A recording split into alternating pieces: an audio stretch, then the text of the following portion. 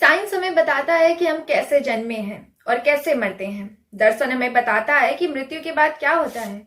मृत्यु को लेकर लोगों के अनेकों विचार हैं, लेकिन ठीक मृत्यु के समय व्यक्ति को क्या अनुभूति होती है, किसी की मृत्यु के बाद उसके अपनों पर क्या प्रभाव पड़ता है, किसी के जाने के बाद खाली छूट गई जगह को कैसे भरा जा सकता है, जिंदगी कितनी तनहा हो गई है, ये ठीक ठीक एहसास किसी को नहीं पता। हमें अंतिम सत्य ज्ञान ही लगता है। मृत्यु को बात को क्यों अपशगुन माना जाता है? क्यों समाज मृत्यु पर चर्चा नहीं करता? क्यों शहर के बीचों बीच शमशान घाट को नहीं बनाया जाता? उसी क्यों शहर के किनारे रख दिया जाता है? जब हम किसी बेहद अजीज को खोते हैं तो उस पीड़ा को हम कैसे बर्दाश्त नहीं कर पाते, जबकि मृत्यु तो अटल सत्य है। हम अपने माँ बाप की मृत्यु पर अपना अतीत खत्म होता हुआ देखते हैं तो अपने बच्चों की मृत्यु में अपना भविष्य खोते हुए। मृत्यु को करीब से देखने पर व्यक्ति बुत बना बस खड़ा रह जाता है। आखिर क्यों? ऐसे ही कई सवालों को उठाया गया है मानव कौल जी की इस उपन्यास तितली में। नमस्ते, मेरा नाम है अंजलि और स्वागत करती हूँ आपका अपने इस YouTube चैनल स्टोरी टेलर अनु में। अपने इस चैनल के माध्यम से मैं एक छोटी सी कोशिश करती हूँ कुछ इंटरेस्टिंग बुक्स, कुछ नॉवेल्स और कुछ ऐसे राइटर्स को आपसे रूबरू करवाने का जिन्हें आपको जरूर जानना चाहिए, पढ़ना चाहिए।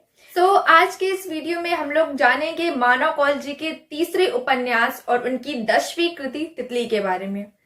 तो चलिए बिना देरी के शुरू करते हैं आज का वीडियो और देखते हैं कि क्या है इस उपन्यास में।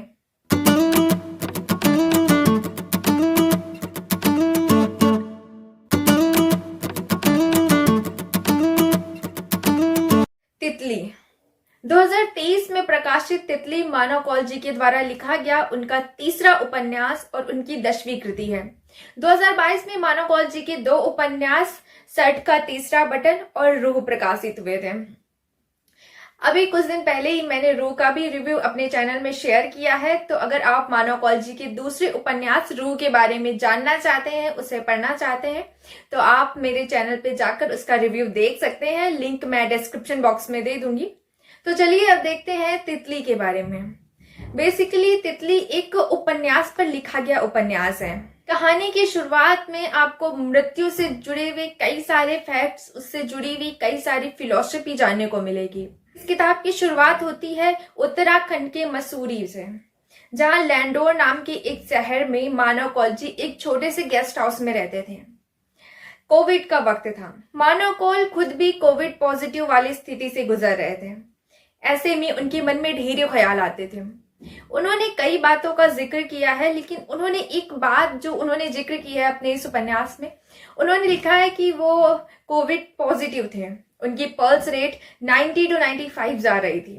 वो अपने सामने रखे हुए टेबल को देख रहे थे और उनके मन में ये ख्याल आ रहा था कि अगर उनकी मृत्यु हो गई तो उस टेबल का क्या होगा। उस टेबल का जो उन्होंने अपने लिखने के लिए मंगाई है, इस पे कौन लिखेगा।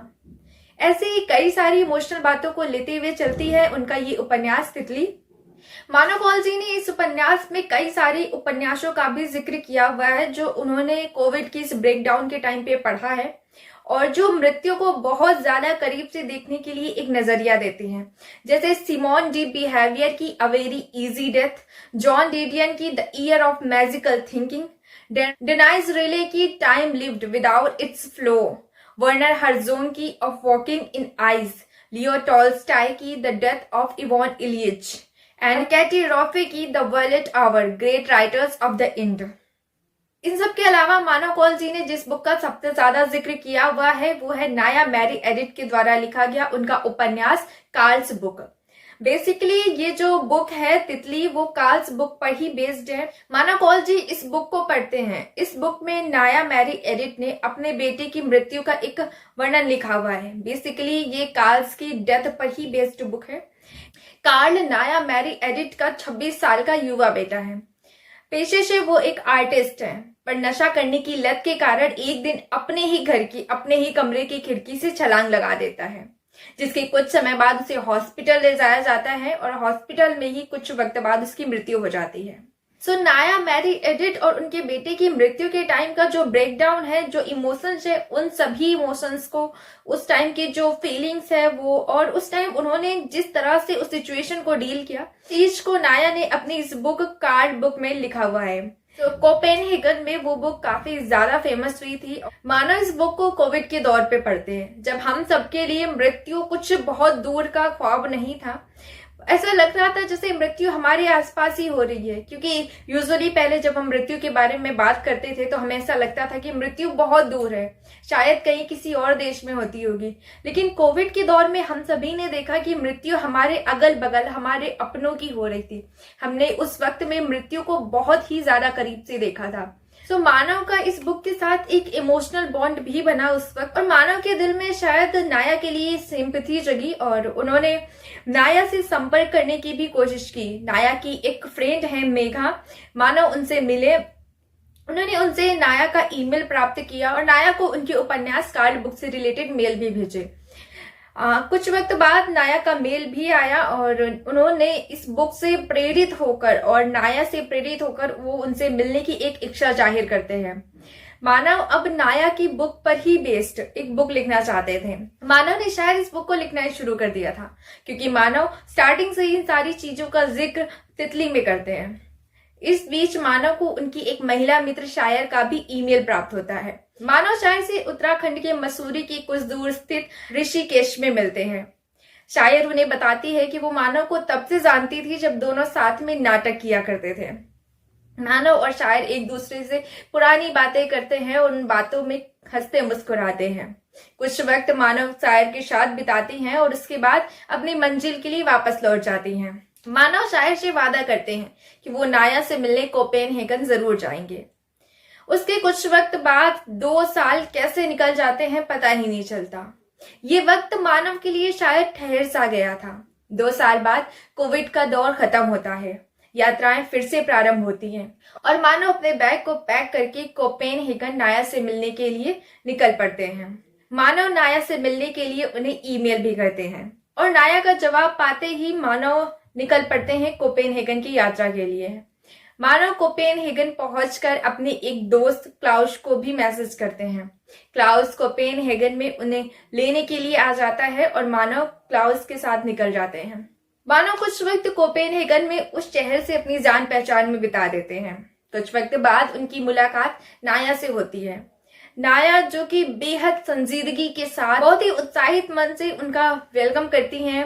मानव नाया को बताते हैं कि वो कार्ड बुक पर बेस्ड एक बुक लिख रहे हैं। वो नाया के आसपास रहना चाहते थे। नाया मानव को हर उस जगह पर ले जाती हैं जहां कार्ड की मेमोरीज होती हैं, जहां कार्ड पैदा हुआ था, जहां उसका स्कूल था, कॉलेज था, वो रूम, वो खिड़की जहां से उसने छलांग लगाई थी, और वो हॉस्पिटल भी, हॉस्पिटल का वो चेयर, हॉस्पिटल की वो बेड, यहाँ तक कि हॉस्पिटल में जिस जगह उसे डेथ घोषित किया था वो जगह, और वहां से लेकर कार्ड की ग्रेवयार्ड तक। नाया के लिए ये सब कुछ बहुत ज्यादा भावनात्मक होता है। करीब 7.5 साल बाद नाया मानव के साथ उस हॉस्पिटल में कदम रखती है। मानव के लिए ये एक बहुत ही संजीदगी का विषय होता है, क्योंकि मानव एक माँ से उसके ही बच्चे की मृत्यु का एक जो वर्णन होता है वो जानने की कोशिश करते हैं। नाया मानव को उनके लेखनी के लिए पूरा सपोर्ट करती है और उन्हें हर उस जगह का विजिट कराती है। मानव के लिए ये बात शायद बेहद खुशी की भी थी और शायद बहुत ही ज्यादा वल्गर भी था, क्योंकि वो एक माँ से उसके बच्चे की ही मृत्यु की दास्तान सुन रहे होते हैं। कुछ वक्त वहां बिताने के बाद मानव वापस आने की तैयारियों में जुट जाते हैं और जाते वक्त नाया उन्हें अपने घर में भी एक कॉफी के लिए इनवाइट करती हैं। इस तरह मानव ने अपनी इस पुस्तक में कई सारे पहलुओं को रखा है जो मृत्यु से रिलेटेड है। इस तरह मानव ने अपने इस उपन्यास में एक लेखक की लेखिकी और इसके भावनात्मक पक्षों को भी बहुत ही अच्छे से दर्शाया है। मुझे ये उपन्यास काफी ज्यादा अच्छा लगा, क्योंकि मानव ने इसमें कई सारे पहलुओं को छुआ है। मानव की लेखनी का जो आकर्षण है वो मुझे बहुत ज्यादा आकर्षित किया और मैं इतना आकर्षित हुई कि मैंने एक ही बार में इस पूरी बुक को पढ़ डाला। इस उपन्यास में मानव चाहते थे कि इसके कवर पेज पर नाया की ही पिक्चर आए और उनके इस लॉकेट पर जो नाया ने अपने गले में पहना हुआ है उसी के बेस्ड पर इस उपन्यास का नाम रखा गया। और इस कवर के पीछे शायद आप लोग देख सकते हैं, ये कार्ड की ही ग्रेवयार्ड है। मानव चाहते थे कि वे इस उपन्यास में कार्ड और नाया को ही कवर पेज पर लेकर आए। मुझे ये उपन्यास काफी ज्यादा अच्छा लगा और मैं आपको भी सजेस्ट करूंगी कि आप भी ये उपन्यास जरूर पढ़ें। मानव की लेखनी में जो आकर्षण है मैं चाहती हूँ आप भी उसे फील करें। वो बहुत ही संजीदगी से इस उपन्यास को लिखा गया है। तो आज के वीडियो में बस इतना ही। आपको ये बुक रिव्यू कैसा लगा मुझे कमेंट करके जरूर बताएं, और अगर पसंद आए तो लाइक करें, दोस्तों के साथ शेयर करें, और मेरे आने वाले वीडियोस के लिए मेरे चैनल को सब्सक्राइब करें, ताकि मैं ऐसे ही नए नए उपन्यास आपके सामने लेकर आती रहूं और इसका नोटिफिकेशन आपको मिलता रहे। तो चलिए यूं ही हंसते रहिए, मुस्कुराते रहिए और पढ़ते रहिए। Tata, bye bye.